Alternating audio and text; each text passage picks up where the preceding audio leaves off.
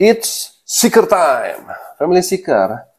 Gua membawakan berita duka yang datang dari seorang penyanyi Malaysia berusia 26 tahun yang bertemu dengan seorang pengagumnya atau fansnya saat makan siang di Klang, Malaysia. Dia ini ditikam sebanyak 8 kali hingga tewas. Dan penyanyi itu bernama Yukiko.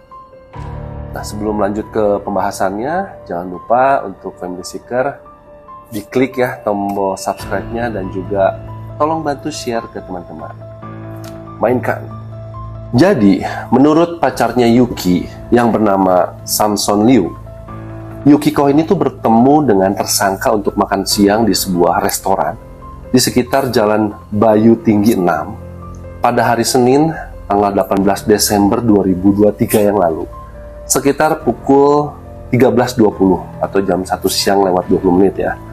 Nah, Yukiko ini juga awalnya ragu untuk bertemu dengan tersangka. Namun akhirnya setuju untuk makan siang bersama karena memang Yukiko ini adalah seorang wanita yang baik.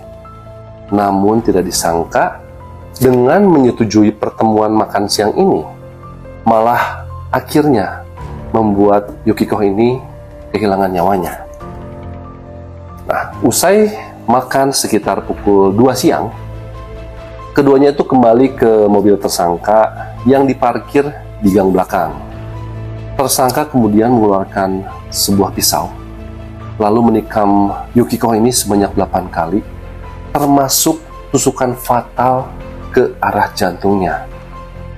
Nah, setelah ditusuk ini, kemudian tersangka ini memasukkan Yukiko ke dalam mobilnya sebelum pergi. Dan di sana tentunya banyak saksi yang melihat di tempat kejadian.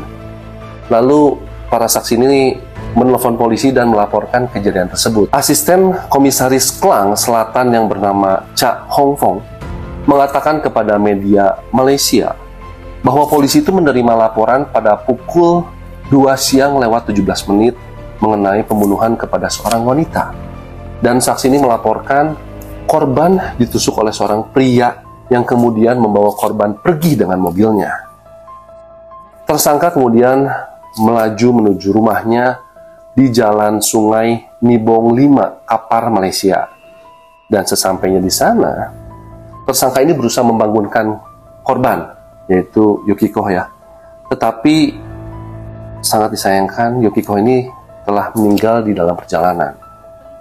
Nah, Family Seeker, tersangka ini tuh berusia 44 tahun.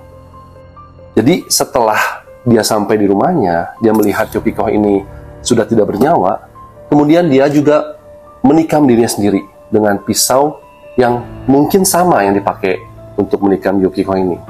Sebelum polisi tiba di lokasi pada pukul 14 lewat 20 menit untuk menangkap dia. Jadi ada dugaan kalau motif penusukan ini tuh dikarenakan cemburu. Nah, polisi juga mengatakan kalau tersangka akan menghadapi tuduhan pembunuhan dan jika terbukti bersalah, dia mungkin akan menghadapi hukuman mati atau hukuman hingga 40 tahun penjara. Pemakaman Yukiko ini diadakan di Klang pada tanggal 21 Desember 2023. Dan Samson Liu ini, yang pacarnya ini, juga hadir di sana. Nah, Samson Liu ini bilang kepada portal berita Malaysia FMT, kepergiannya membuat dunia saya tuh hampa. Hati saya sangat hancur mengingat semua momen bahagia yang saya alami bersamanya. Nah, Samson dan Yuki ini juga dia mulai berkencan pada bulan Maret 2023. Jadi memang baru sebentar, guys. Dan dia baru saja melakukan pemotretan priwet sehari sebelum pembunuhan ini terjadi. Jadi di dalam postingan Facebooknya Samson, dia itu mengenang saat-saat bahagia mereka bersama dan rencana mereka untuk masa depan mereka. Jadi dia tuh memposting seperti ini. Aku membuat perjanjian untuk membawamu ke Islandia untuk bulan madu kami, untuk melihat cahaya utara favorit kamu. Kami membuat perjanjian untuk menikah, memiliki anak, dan merawat mereka bersama. Kami juga merencanakan foto pernikahan seperti apa yang akan diambil saat kita resmi menikah. Dan kami juga bahkan berencana pergi ke event yang namanya Baby First Sport pada hari Sabtu ini. Dan juga sudah memilih pakaian yang akan kami pakai.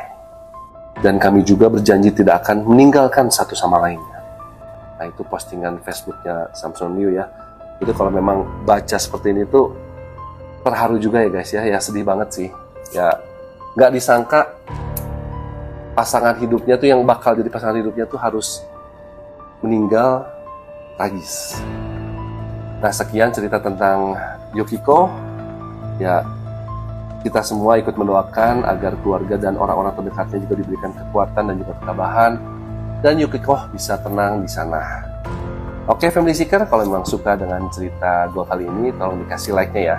It's alright. Bungkus.